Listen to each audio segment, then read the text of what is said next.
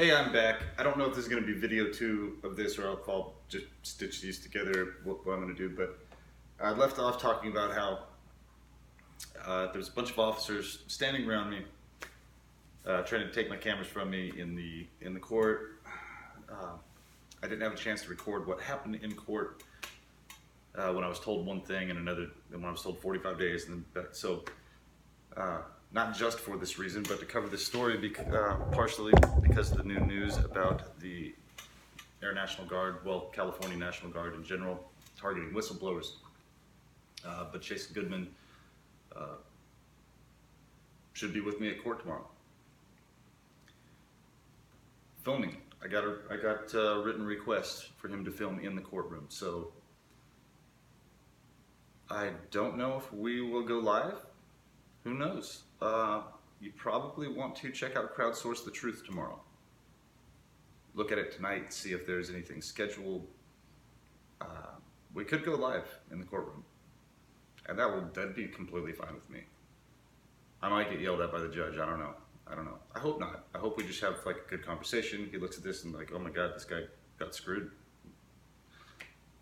There's other people in his position that just testified that their lives have been ruined, you know?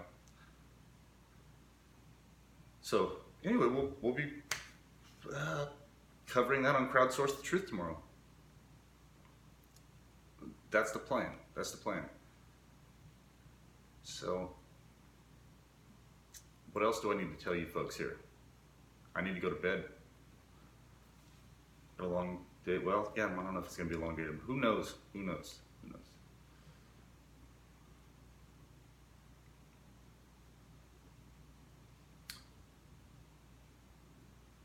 Yeah, I think that's it, man.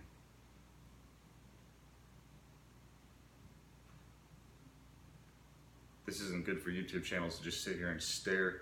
Oh, hey, this pinball machine, this nice pinball machine back here. Speaking of the Air National Guard, when I left, you have like your 401k, I can't remember the name of the retirement we had. Anyway, I didn't have a whole lot in there, and when I got out of the military, I cashed that check, and I bought this pinball machine in Norman, Oklahoma. I got that check when we were in Oklahoma. That's when I got my final papers and everything.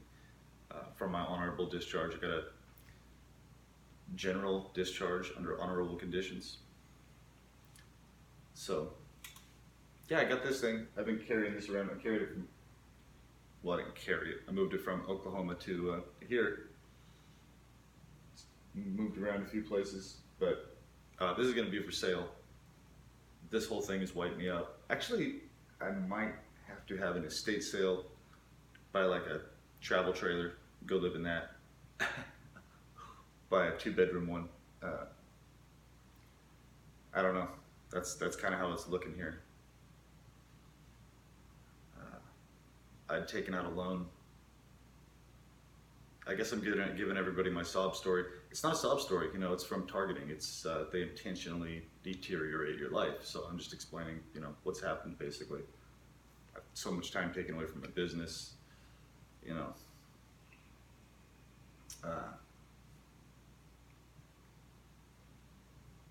But anyway, I took a loan out that I probably shouldn't have taken out a few months ago. And I was hoping that would get me through for like the next year. And I got some computer equipment so I could do my show and everything.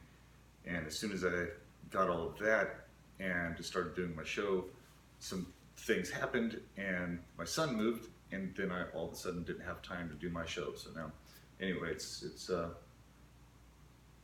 been tough making all the right moves and trying to counteract all of this targeting and not let the psyop part of it destroy my mind and destroy my perception of people, because that's what it's meant to do. I think, I mean, as far as the targeting goes, I know I'm going off on a tangent here, but I ran out of stuff to say. But as far as the targeting goes, there are people that infiltrate your life. There are people that gang stalk you, but there are also people, I think, that their aggression or their passive aggression towards you might be for a reason. You know, they're told something, they're given like a photo, or they're, whatever the thing is, they're given that information, and then the person's giving that information to them, say, look, this person did this to you, here's how you get revenge, whatever. And then they might do that with the other person too, or something like that. And then both these people are pitted against each other. Or just use the signaling and the different signs and like moving things around in the house, like the Stasi police did. Like it happened to me, I don't know how many times, you know, like when my keys were missing, I don't know how many times. And I was like, God, I know my wife was moving those. And it could have been her. Could have been, you know, these people that break in the house. I'm not the only one that this has happened to. So that's definitely one of the things I've learned going through this whole thing, is that some people for sure are involved in this, and some people are pitted against each other. I've talked about this before, I don't know how many times. There's a video on YouTube. It's a crow or a raven, I'm not sure, but he's on a roof and he's watching these two cats. There's a cat over here on this roof and a cat over here on this roof, and the raven's jumping back and forth and pecking the cats right in the butt. And the cats don't realize that it's the raven doing it, and they turn around, and the cat thinks, hey man, this cat over here is harassing me. And then the raven jumps over here, taps this one, and that one goes, this one's harassing me. And the next thing you know, they're rolling off the roof, fighting, fur flying everywhere. And that's one of the best examples I can explain to people how you're manipulated in this psychological operation, at least the one that I've gone through.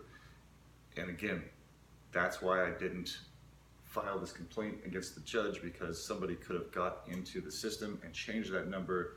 He's in court every day, pretty much, I'm sure. He wouldn't remember if he said 45 or 30, possibly. Somebody changed it, and then I'm mad at the judge, and he thinks I'm delusional, you know. So that's one of what I'm talking about, how some of this psyop works. I probably just should have ended my last video when I did. All right, everybody. Yeah, if I don't see anybody for a while, I'm hoping I do, you know, knock on wood, everything should, you know, there's a high percentage chance that I should just come home tomorrow, but there's a small percentage chance that I won't. But I just wanted to thank everyone that has helped me, send me information to research, given me just positive reinforcement, you know, like even like little memes and stuff like that say, you know, you don't know how strong you are until you're forced to do something, or, you know, stuff like that. You know, all of that stuff is appreciated. It's tough to communicate with people, though, and respond to all of the messages that I'm getting now that I'm been trying to do all of this on my own, do all this court research, learn how to be an attorney, try to run this business. It's almost impossible to do this. That's why while I'm working, I just get on, well, see something or think of something, I'll get on Twitter. Hey, Twitter, okay, keep that going. Try to make a quick video on YouTube at the beginning or the end of the day, and keep going. Keep Willis fed. Keep Brad fed.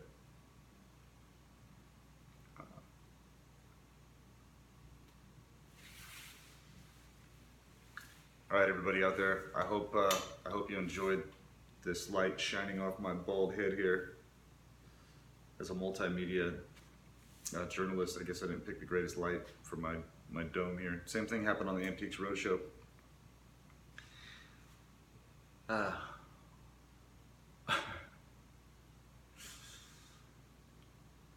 That's it. Calling it a night. Everybody have a good night. Thank you for everyone for all your help. I apologize for not getting back to everyone. Hopefully life will change, and that'll happen sooner than later. Everybody have a good night.